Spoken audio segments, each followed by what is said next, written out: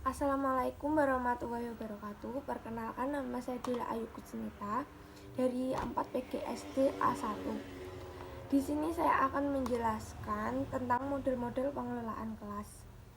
Model pengelolaan kelas merupakan suatu pola yang digunakan sebagai pedoman agar peserta didik bisa lebih aktif dalam mengikuti pembelajaran. Ada beberapa model pengelolaan kelas menurut Novan Wijayani.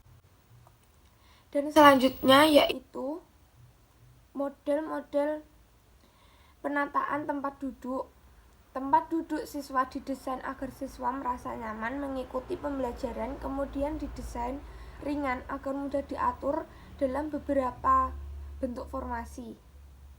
Di sini saya akan menjelaskan beberapa formasi menurut Novan Wijayani. Yang pertama yaitu formasi tradisional atau konvensional. Formasi yang sudah lama dipakai yaitu berbentuk berderet memanjang ke belakang dengan satu meja sepasang peserta didik. Yang kedua yaitu formasi chevron. Jarak antara siswa dengan siswa lain dan dengan guru dapat terkurangi dan menjadikan guru mempunyai pandangan yang lebih baik sehingga dapat berperan secara aktif dalam kegiatan belajar mengajar. Yang ketiga yaitu formasi meja pertemuan.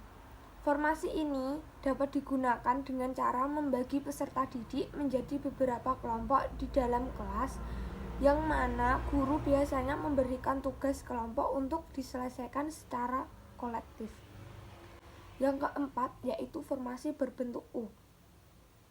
Formasi kelas berbentuk U ini sangat menarik dan mampu mengaktifkan para peserta didik sehingga mampu membuat peserta didik antusias dalam mengikuti kegiatan belajar.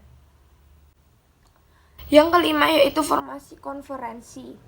Guru pada formasi ini hanya melontarkan tema yang harus dibahas, kemudian mengawasi dan sesekali mengarahkan peserta didik untuk bisa menjalankan kegiatan belajar.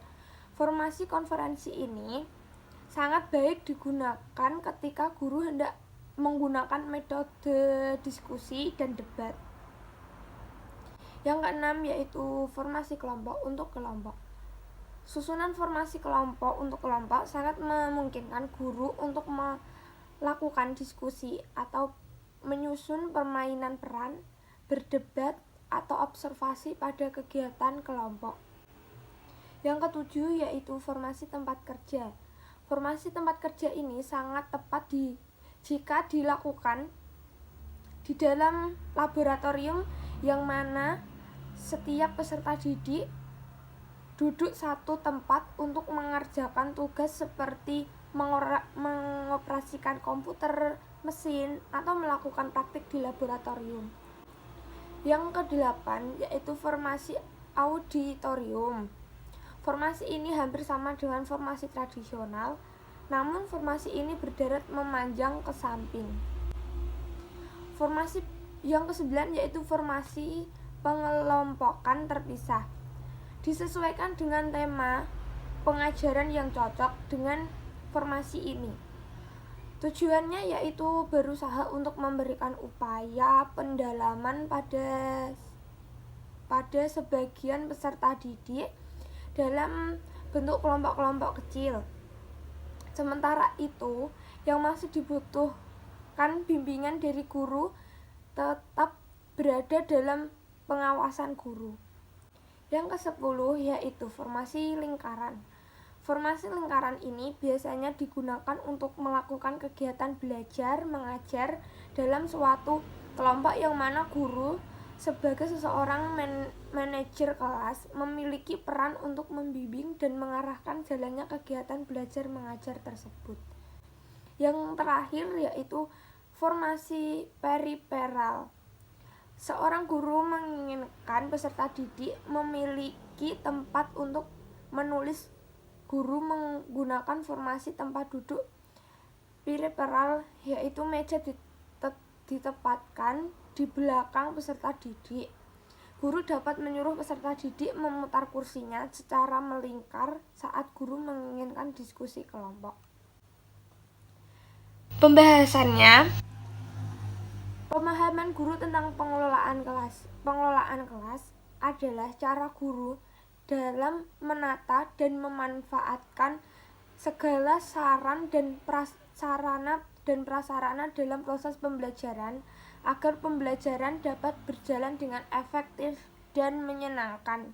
Jadi guru harus paham tentang model pengelolaan agar peserta didik lebih termotivasi dalam pembelajaran. Selanjutnya yaitu formasi ruang kelas. Model pengelolaan kelas yang dilakukan oleh guru yaitu terkait dengan penataan atau formasi tempat duduk peserta didik. Perubahan posisi tempat duduk tujuannya agar siswa lebih berbaur dan bisa saling membantu, khususnya untuk anak yang kurang pandai nanti dipasangkan dengan anak yang pandai agar dibantu dalam memahami materi. Sedangkan untuk perubahan formasi tempat duduk tujuannya agar siswa tidak jenuh atau merasa bosan dalam mengikuti proses pembelajaran. Selanjutnya yaitu peran guru dalam implementasi model-model pengelolaan kelas. Yang pertama yaitu guru merupakan tokoh sentral dalam pengelolaan kelas, dimulai dari tahap perencanaan sampai dengan tahap evaluasi. Yang kedua, guru harus menguasai materi yang akan diajarkan, menguasai penggunaan strategi dan metode mengajar yang akan digunakan untuk menyampaikan bahan ajar dan menentukan alat evaluasi pendidikan yang akan digunakan untuk menilai hasil belajar peserta didik.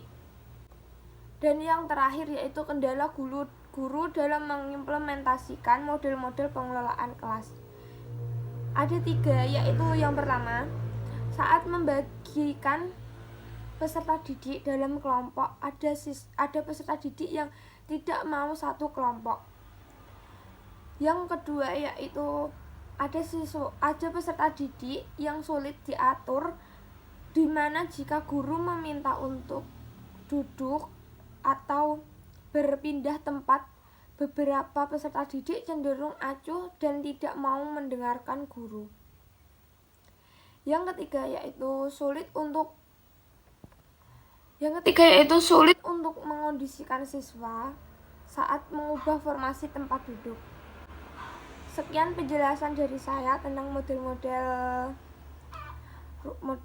ruang kelas. Terima kasih. Wassalamualaikum warahmatullahi wabarakatuh.